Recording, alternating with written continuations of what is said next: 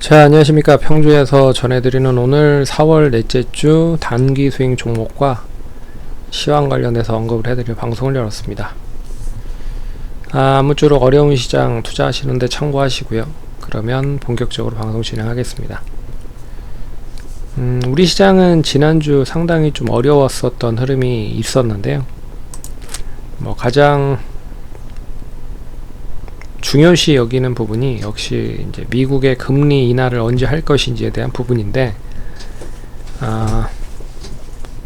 6월에 한다는 얘기가 많았죠. 근데 지표가 상당히 좀 좋게 나오면서 이게 이제 9월로 넘겨질 수도 있다 라는 이야기가 나오면서 기술주들이 좀 하락을 했고요. 반면에 이제 기술주들이 동반 하락을 하다 보니까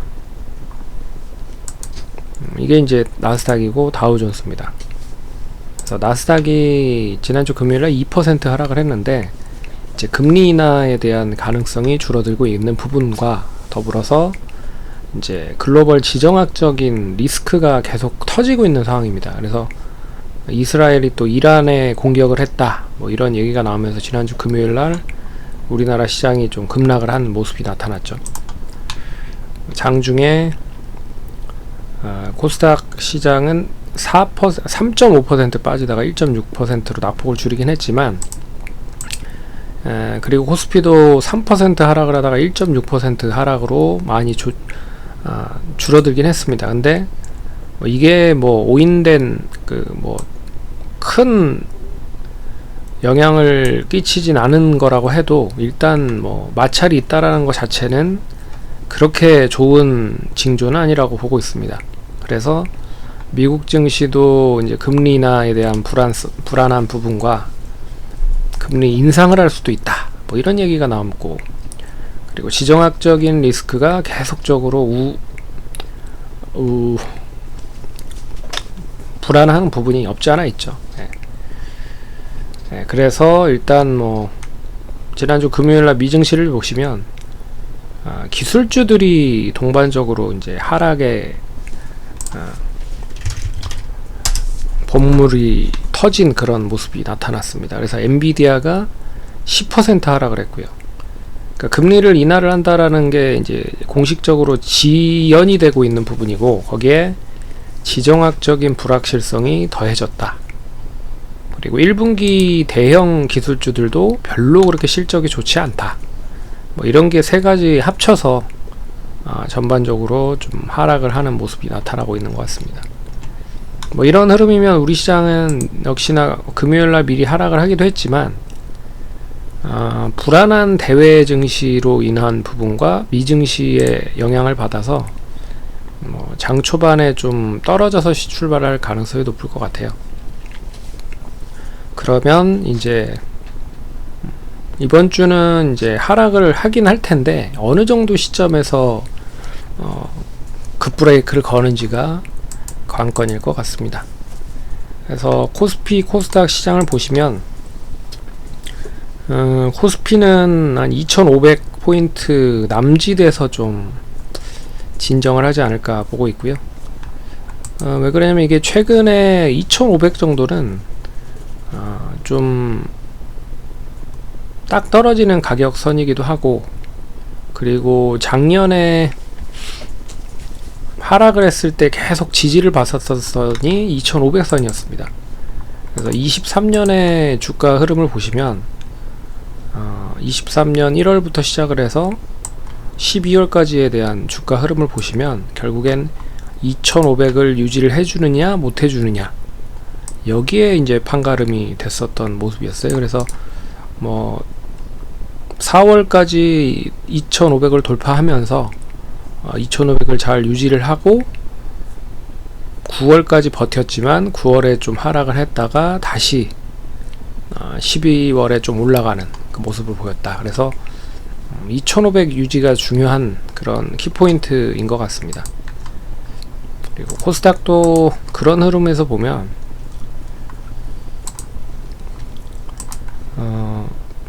단기적으로는 한 800포인트가 될 것 같긴 한데, 조금 이제 갭을 메우는 시점, 1월에 상승했었던 흐름이 2월까지 연결이 됐고, 2월의 시가 부근과 1월의 저가, 그러니까 시가 부근이 한 810에서 31포인트 이 갭이 좀 이어져 있는 부분들이라, 이제 이 갭을 메우면서 얼마만큼 810-20을 유지해 주는지 여부가 중요할 것 같고요. 도로 한 800선을 유지해 주는 게 좋을 것 같습니다. 중요할 것 같습니다. 그래서 이번 주는 만만치 않은 그런 모습들을 보이겠다 라고 말씀을 드릴 수 있을 것 같고요. 뭐 제 생각, 그러니까 제 추측대로 이루어지지 않은 게 어떻게 보면 더 좋을 거라고 보고 있습니다. 그래서 만약에 바로 이렇게 올라가 버리면 좋은 흐름이죠. 이렇게 바로 갭 떨어져서 시작을 해서 뭐 이런 흐름으로 뭐 양봉이 나오면 제일 좋은 흐름이고요. 그래서 뭐 쉽지 않은 그런 흐름이 진행될 거다 라고 말씀드릴 수 있을 것 같습니다. 그래서 이 불확실성에 대한 부분들이 계속 높아지면 결국에는 투자를 안 하는 게 제일 좋은 방법 중에 하나입니다. 굳이 뭐 불확실성까지 투자를 해서 이제 흔히 말해서 내 자산을 리스크에 빠질 수 있게끔 하지 않는 것도 하나의 방법이라고 볼 수 있어서, 굳이 뭐 한 주에 난 조금 더 보고 매매를 하겠다라고 하시는 분들은 안 하셔도 된다라는 거 먼저 얘기를 해드리도록 하겠고요. 그래도 투자를 하는 데 있어서 뭐 단기적으로 하락을 한다라고 하는 부분에 있어서는 그동안에 좀 매수를 하고 싶었던 종목들을 또 절호에 매수할 수 있는 찬스라고 좀 볼 수 있기 때문에, 이제 사람 생각에 따라 좀 틀린 부분이고요. 그리고 그 리스크를 테이크하는지에 대한 여부에 대해서도 투자에 대한 그런 마인드 자체가 좀 틀린 부분들이라, 어찌됐든 리스크에 대한 좀 보수적인 분들은 매매를 좀 자중해도 된다라고 말씀드리겠습니다. 하지만 적극적으로 뭐 리스크를 좀 테이크한다라고 하시는 분들은 매수도 괜찮은 그런 흐름일 것 같아요. 예. 그래서 이제 보유하고 있는 종목들 보면, 골프존은 이제 매수한 가격에서 좀 떨어지긴 했지만 뭐 손절가 이탈은 되지 않고 있어서 계속 보유하시면 된다라고 말씀드리고 있고요. 그래서 골프존 보시면 뭐 계속 횡보하고 있는 흐름입니다. 그리고 이제 골프 시즌이 이제 다가오는 흐름들이라, 시즌과 더불어서 계절적인 성수기가 접어들면 주가는 반등을 할 가능성이 높다라고 보고 있고요. 탑엔지니어링도 뭐 어떻게 보면 잘 버티고 있는 흐름이에요.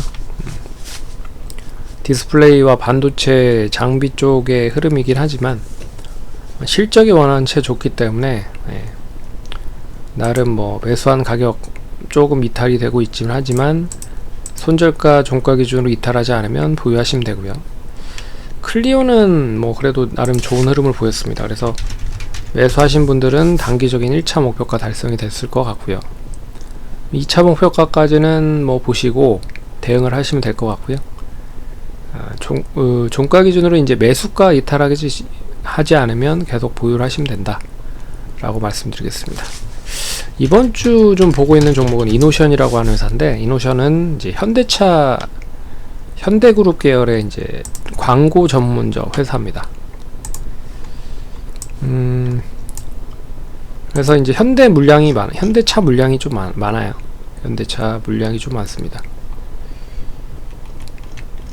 참고로 이제 현대차가 자동차를 신제품을 많이 내놓으면 당연히 이제 프로모션을 많이 하겠죠. 그러면 동사에 대한 매출이 늘어나는 건 당연하게 높아진다라고 보시면 될 것 같고, 그렇지 않다라고 하면 일단 매출이 커지진 않는다라고 보고 있습니다. 근데 나름 현대차가 올해도 여전히 이제 신차를 계속 내놓고 있는 부분들이라 좀 긍정적인 부분이라고 보실 수 있을 것 같고, 경기가 좀 좋아지고 있는 흐름이잖아요. 우리나라 뿐만 아니라 해외 좀 보셔도 경기가 조금씩 좋아지고 있고 뭐 이런 부분들을 보면 결국 이 광고에 대한 집행이 커질 수밖에 없는 구조입니다. 이제 업체들이 광고의 집행을 이제 비성수기면 집행을 안 하는데 조금씩 좋아지면 성수기면 당연히 이제 집행을 많이 하겠죠. 이제 그런 거와 맞물려서 이제 국내 쪽의 1대장은 제일기획을, 여기는 이제 삼성 쪽 라인인데 아무래도 뭐 그래서 이노션도 마찬가지입니다. 현대차 그룹 계열이고요. 보시면 뭐 변동성이 그렇게 크진 않은 종목입니다. 근데 22년, 23년, 24년 계속 뭐 옆으로 횡보를 하고 있는 상황이라 이제 실적이 조금씩 늘어나고 있는 흐름이고, 좋아지면 당연히 이제 주가는 반등을 한다라는 거를 감안을 해서 보시면 된다. 그래서 매수가는 21,600원 제시해 드릴게요. 어차피 월요일날 별로 좋지 않을 것 같으니 이 가격 주면 사고 안 주면 사지 마시기 바라겠습니다. 굳이 뭐 살 필요는 없다. 그래서 21,600원과 21,200원 그러면 가격적으로 보면 이 떨어지는 시점에서 한번 잡아보겠다라는 부분으로 보시면 될 것 같고, 최근에 보시면 이 구간대에서는 계속 지지를 했었던 흐름이었습니다. 그래서 이 구간에서 매수를 한 다음에 올라가면 수익 실현을 챙기면 되는 거고, 주지 않으면 굳이 뭐 매수를 할 필요는 없다라고 보시면 됩니다. 그래서 손절가는 21,100원 보도록 하겠고요. 6%. 그리고 목표가는 22,500원. 그래서 박스권 상단이 한 22,500원입니다. 그래서 22,500원은 1차 목표가로 보시면 될 것 같고, 2차로는 23,700원 보도록 하겠습니다. 그래서 뭐 전형적인 뭐 옆으로 횡보하는 흐름과, 그리고 이 시장이 별로 안 좋을 때는 또 이런 지수 방어적인 역할을 지니고 있는 종목들이 나름 잘 버텨요. KT나 SK텔레콤이 지수 방어적인 역할을 하고 있는 종목임에도 최근에 그렇게 좋지는 않거든요. 통신주들이 이제 저 PBR 관련된 부분으로 이슈가 된 부분들이 없지 않아 있지만, 이제 저 PBR 관련된 밸류업 관련 프로그램으로 연결될 수 있다라고 좀 보고 있긴 한데, 뭐 이미 어느 정도 영향은 다 했다라고 좀 보고 있습니다. 그래서 이노션도 그런 뭐 밸류업 프로그램과도 완전히 또 연결된 것도 아니고요. 그렇다고 동사가 뭐 실적이 좋은데 주가가 못 가서 그런 부분들이지, 실적이 안 좋은데 주가가 올라가는 경우는 별로 없거든요. 이런 쪽의 종목들은. 그래서 기대를 한번 해보도록 하겠습니다. 그럼 투자하시는데 참고하시고요. 그럼 성공 투자하시고 다음 주에 또 찾아뵙도록 하겠습니다. 감사합니다.